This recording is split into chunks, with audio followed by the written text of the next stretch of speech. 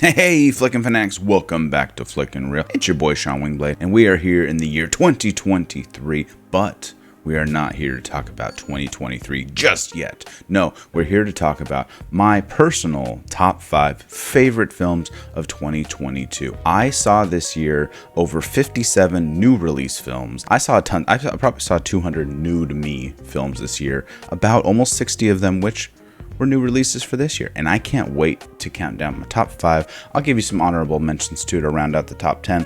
Before we get into it, make sure we like the video, comment, and subscribe to the channel if you haven't already. We're small, we're growing, we're trying to build our way up, and we appreciate your support. Let's get into it.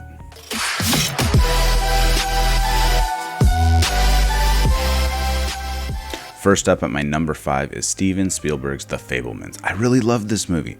It didn't get quite as much play, I think, in the media as I think and a lot of, friends in the circle think it should have gotten. Michelle Williams, Paul Dano, Gabriel LaBelle, Seth Rogen, Judd Hirsch makes a fantastic, I don't know if it's considered a cameo, but people are talking about him for Best Supporting Actor and he had like 8 minutes of screen time or less. It was a very short, powerful scene when he comes in to kind of give a little Sammy, aka Steven, a pep talk on what to do to pursue his dreams and stuff like that. I personally, in this film, really connected to the interpersonal relationships between the parents and the kids. Maybe I'm just kind of at that point in my life. I have my own kids. They're 9 and 10 years old. And so I'm just connected to that part of the story. This entire film, though, was like a love letter to filmmaking, essentially, right? It was the way they showed him editing film, back in the 60s and the 70s as he was growing and, getting older. It was really like a peek into Spielberg's mind and potentially, how he grew and how he got to finally meet, his peak on the mountaintop in John Ford at the end of the film.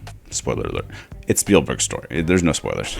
We know where he goes. I really love this movie. I hope you loved it. Let me know if you did as well. Make sure to comment down below throughout this video. Let me know your top 5 and let me know which of these that you went with. But let's get on to the next one. My number 4 film of the year is the international sensation RRR. I love this movie. It was fantastic. It was literally everything you could want in any sort of movie. It crossed genre boundaries left and right and center throughout the whole thing from the start to the beginning. It was emotional. It was action-packed. It had dance numbers. It was a musical. It was everything you could want. It was fantastic. Maybe this is my own, shortcomings, but I don't often venture out into international cinema. Not a ton. I watched Squid Game for the first time this year. This movie is fantastic, along with Brahmastra. Didn't make the list, but it was a fantastic film as well. I really need to do more of it.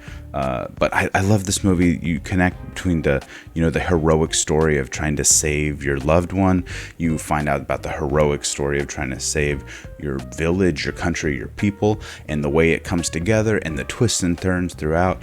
And then you get the music as well, the music in the background. I really, really hope that Natu, if I'm pronouncing that correctly, gets nominated for Best Original Song. It was a fantastic dance number. It was fantastic music throughout.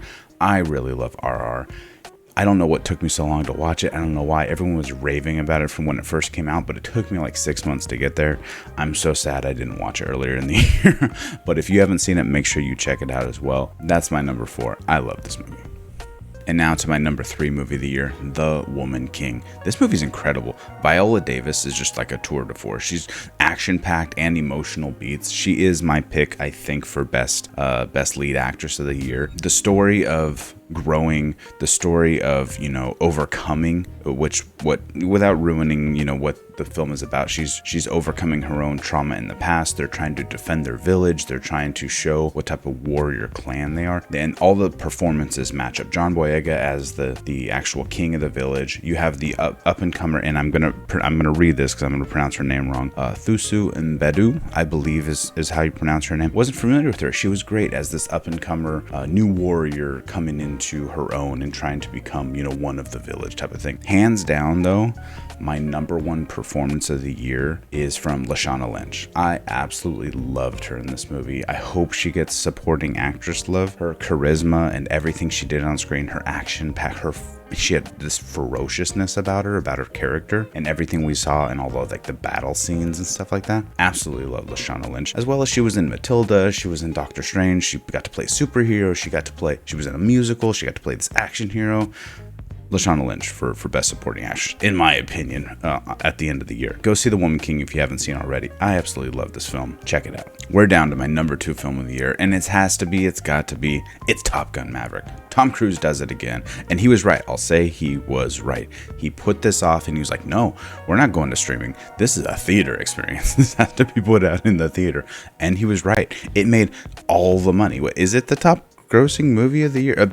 Avatar might end up beating him, but it's like number 2 or something. It's in the top 10. It's incredible. Top Gun Maverick was fantastic. It's one of the only movies that I've watched, I think I saw it 4 or 5 times. It was absolutely incredible. And all the new people coming into Miles Teller, Glenn Powell, Jennifer Connelly playing Penny, coming back as his love interest. Absolutely loved it. Everything about this movie, the action and the incredible stunts with all of the air combat fighting, the flying. I don't know how much of it was real. The CG in this was perfect. I mean, it was great. This will definitely be nominated, I think, for best CGI, best computer graphics, etc. You don't know where one thing ends and the other one begins. What is real, what was not. A lot of it's real because Tom Cruise does crazy stuff, but it was absolutely fantastic. It was heartfelt.